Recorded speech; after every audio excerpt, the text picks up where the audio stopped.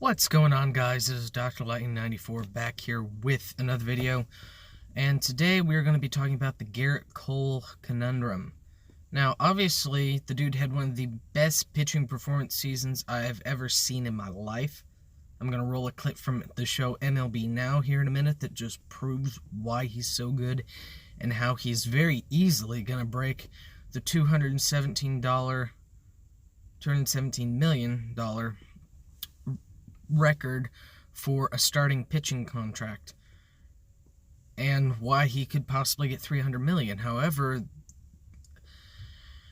as much is to be made for his case, in which he struck out 40% of the batters he faced, had a 2.5 ERA in today's run-scoring environment, and basically blitzed the league.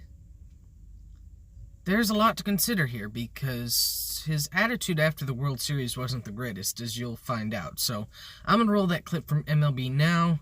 You can kind of decide for yourself if you think he's worth $300 million, because he's probably going to get $250. But anyway, I'll be right back.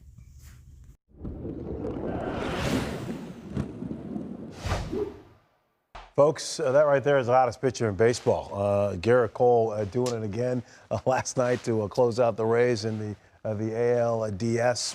Another 10 strikeouts, 8 innings, and looked unbelievable. He'll be a free agent at the end of the year. Checkbook, please, because it is coming. We're going to take a look here, John, at the contracts here for some of these pitchers, the biggest contracts when it comes to pitchers, starting pitchers heading into free agency.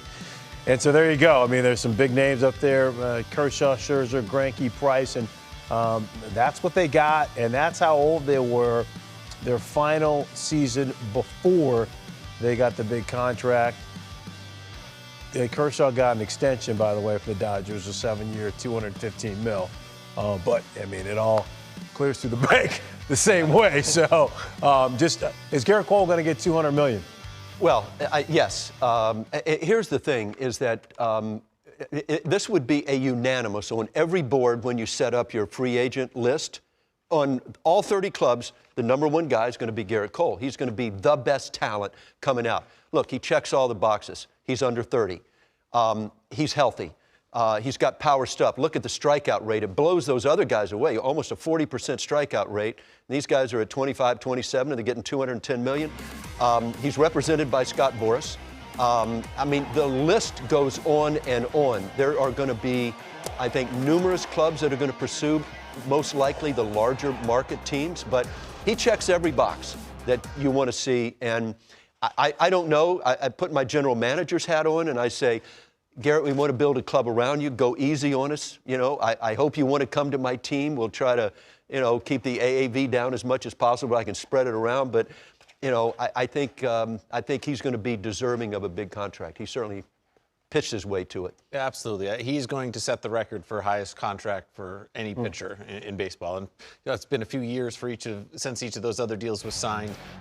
You know, the age is certainly a factor. Also, when you look at that 2.50 ERA, remember that this is a much higher run-scoring environment than any of those other guys were pitching in at the time. Cole has eclipsed 200 innings 4 of the past 5 years. And certainly what's important for the bottom line is how many of the biggest market teams, those with the most amount of money to spend, will all be interested. You know, you look at the Yankees certainly would love to have a quality starting pitcher. You know, the Dodgers certainly would, you know, Phillies, you know, you go on down the list of all the likely contenders that are all going to be in play here on Gerrit Cole. A lot of those deals, John, that we saw earlier, they were 7-year deals. Zach Greinke, his deal was a 6-year deal, and he got over $200 million. Because you were saying earlier that because there were some bidding wars involved. Right. I mean, there are definitely going to be some bidding wars involved for Cole. That can push that number up. Yeah, absolutely. I mean, the recency factor is going to be huge. Greinke benefited from that bidding war, from the 1.66 ERA, just a fantastic year. Cole was the best pitcher, has been the best pitcher in baseball this year. Obviously, Verlander pretty close during the regular season, but right now, I mean, he's the pitcher everybody's going to want.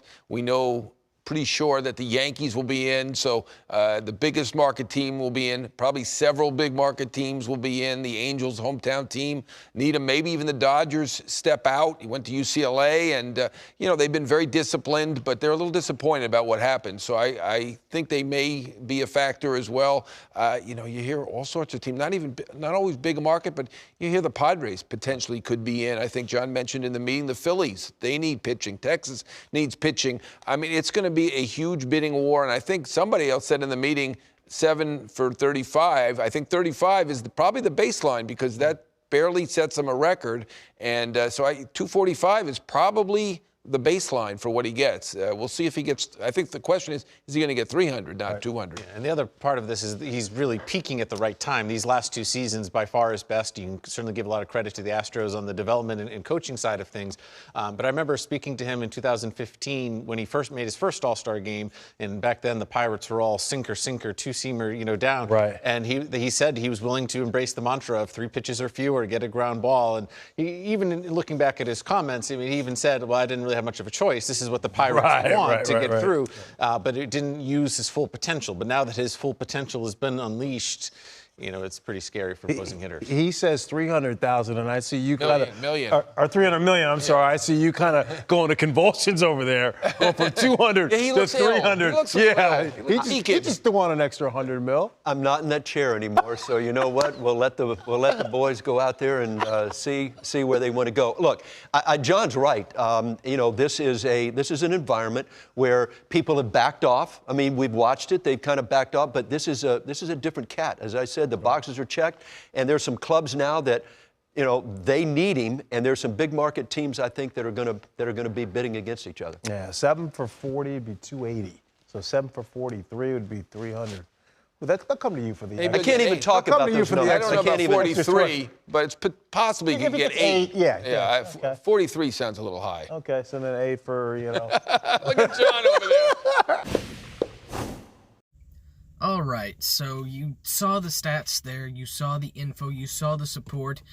Obviously, he has a very, very good chance of making $250, $275, even $300 million. Dude's a phenomenal pitcher. He's probably only going to get better.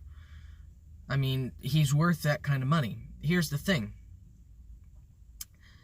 I'm going to roll another clip here in a minute about his post-World Series press conference. If you don't want to watch it, it's only 50 seconds long, the clip I found, but the synopsis is the Astros lost Game 7 of the World Series, right? So you'd think, oh, the dude would be there for his teammates, be a good teammate, support them, just kind of, I don't know, show his support of them in the future, even if he doesn't sign back there, right? Okay, that's what most people would think, right? No. He goes out, wears a Scott Boras Corporation hat, which is his agent who represents him in free agency. If you haven't heard of Scott Boras, look him up immediately. The dude is by far the biggest MLB agent in the community. And promptly stated, I am not an employee of this team anymore, and basically shunned his teammates, or his team anyway, and cut off all ties, except for the fact that he made friends there. Not gonna lie, it's a little rough to watch, so I'm gonna roll the clip, then we're gonna discuss it. This isn't gonna be a very long video, I'm short on time, but I just wanted to get something up for you all to think on today. So, anyway, here goes the clip. Yeah, a lot of good friendships. Obviously, learned a lot about pitching from my teammates, from the pitching coaches and pitching staff. Learned a lot more about the game from AJ. And it was just a pleasure to play in the city of Houston. I mean, they're a good team. So, I don't want to say, oh, I'm, so shocked that they could win 4 games, But, yeah, I think both teams probably would have imagined that somebody would have been able to defend their home turf at least once. I said it earlier, I'm going to have some friends from this clubhouse probably for the rest of my life. So you just don't take situations like that for granted. And winning a lot is fun. So, yes. Now, I'm sorry, maybe it's just me, but that just seems downright cold. Dude, you just went to the freaking World Series with these guys. You just blitzed the league with these guys. These guys took what you put on every 5 days as a pitching performance, and with their defense and their bats supported you and carried you through the season. You do not shun an offense like that. You do not shun a team like that. It's one of the unwritten rules of baseball. You just don't do that. So, the big question here is, when he does that, it makes him look like a jackass with no clubhouse presence. So, given that some teams in this day and age care more about clubhouse presence than they necessarily do about skill set, depending on the player, with Gerrit Cole, I have a gut feeling it's not going to matter much, but this is just something for you all to think on and decide for yourselves. But could the fact that he acted so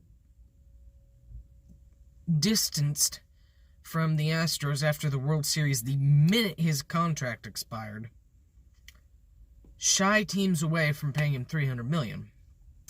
Or $250 at least. We haven't decided yet. I don't know. I really don't. I don't think it will, just because he's so good. But at the same time, with free agency the last 2 years, I don't know what's going to come out of MLB and the teams and the owners and the agents and the players. Like, it's just, I don't know what to expect. If this is anything like the last 2 years, he's not going to sign until February at least. And you know right now it's going to be an all-out bidding war.